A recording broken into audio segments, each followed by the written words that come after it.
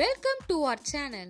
யானை பசிக்கு சோள போறியா? வணக்கம். இன்னைக்கு நம்ம என்ன ரெசிபி பார்க்க போறோம் அப்படினா கத்திரிக்காய் கார குழம்பு வந்து எப்படி செய்யறதுன்னு தான் பார்க்க போறோம். இது ரொம்பவே சிம்பிள் தான், ரொம்ப டேஸ்டாவும் இருக்கும்.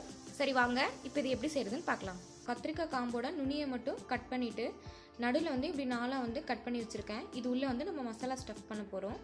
அதனால இப்படி கட் பண்ணி வச்சிருக்கேன். கொஞ்சம் கத்திரிக்காய் குட்டி குட்டியா இருந்தா இது செய்யறதுக்கு ரொம்பவே நல்லா இருக்கும்.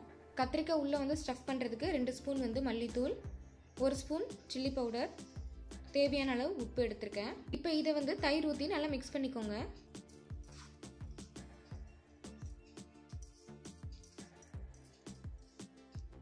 இப்போ நம்ம மிக்ஸ் பண்ண பேஸ்ட்டை வந்து இந்த மாதிரி கத்திரிக்காய்க்குள்ள நல்லா ஸ்டஃப் பண்ணிக்கலாம்.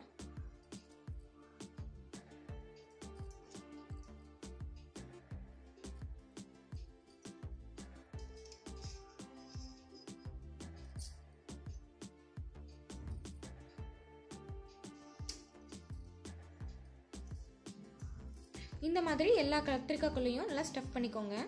எல்லா கத்திரிக்காயும் இப்படி வந்து நல்லா ஸ்டஃப் பண்ணி எடுத்தாச்சு. இப்போ இதை வந்து ஆயிலில் லேசாக ஃப்ரை பண்ணி எடுத்துக்கலாம். ஒரு பாத்திரத்தில் 1லேருந்து 2 ஸ்பூன் வந்து நல்லெண்ணெய் ஆட் பண்ணிக்கோங்க.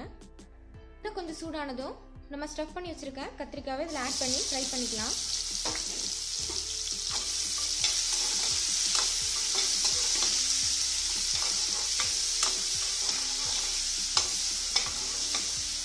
கத்திரிக்காய் வந்து ஒரு 2 நிமிஷம் வந்து இந்த மாதிரி ஃப்ரை ஆனால் போதும், ரொம்ப ஃபுல்லாக வேகணும்னு அவசியம் கிடையாது.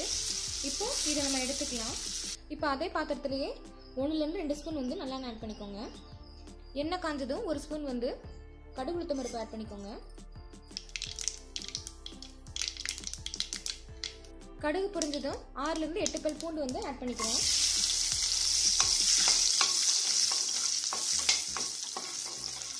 பூண்டு கொஞ்சம் ஃப்ரை ஆனதும் ஒரு மீடியம் சைஸ் வெங்காயத்தை வந்து நறுக்கி வச்சிருக்கேன், அதை ஆட் பண்ணிக்கிறேன்.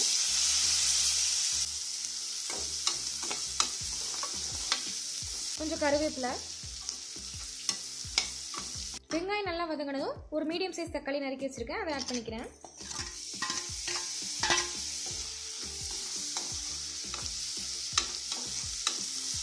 காரத்துக்கு ஏற்ற மாதிரி சில்லி பவுடர் ஆட் பண்ணிக்கோங்க. 1 ஸ்பூன் வந்து மல்லித்தூள் ஆட் பண்ணிக்கிறேன்.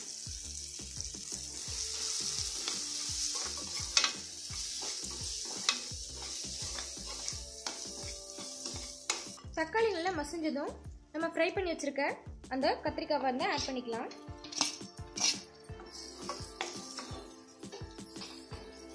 ஒரு நெல்லிக்காய் சைஸ் புளியை வந்து நல்லா தண்ணியில் கரைச்சி வச்சிருக்கேன், அதையும் ஆட் பண்ணிக்கிறேன்.